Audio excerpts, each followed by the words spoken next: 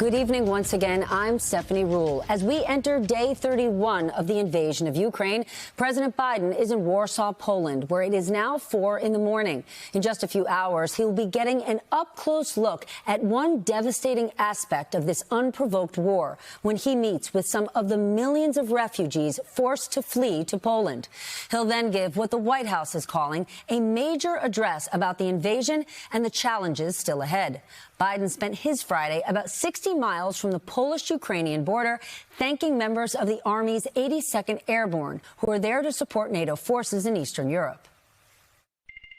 What you're engaged in is much more than just whether or not you can alleviate the pain and suffering of the people of Ukraine. We're in a new phase. Your generation, we're at an inflection point. About every 4 or 5 generations that comes along and changes, fundamental change takes place. The question is, who's going to prevail? Are democracies going to prevail and the values we share, or autocracy is going to prevail? And that's really what's at stake. The White House also took another step to squeeze the Russian economy. The U.S. will be shipping more liquefied natural gas to the European Union to help members phase out their reliance on Russian energy. And as Russia battles to take control of at least parts of Ukraine, there are new signs of a shift in Kremlin strategy. A senior U.S. defense official says Russian ground forces near Kyiv appear to have stopped trying to seize Ukraine's capital and are losing ground in other areas.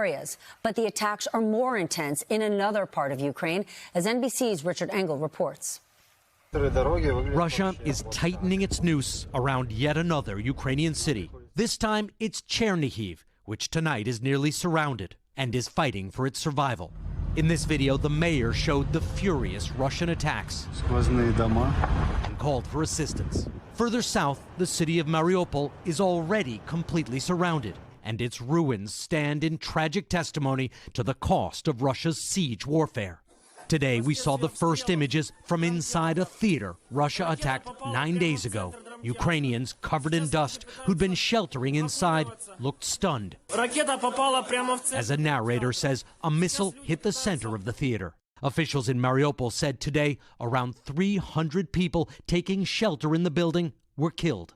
NBC News cannot verify the claim. It would be the single worst atrocity since the war began. But Russian President Vladimir Putin says Russia is the real victim, today accusing the West of engaging in cancel culture to erase Russia's identity, comparing it, as Putin often does now, to Nazi repression. As the Russian military announced it's consolidating its forces in the east.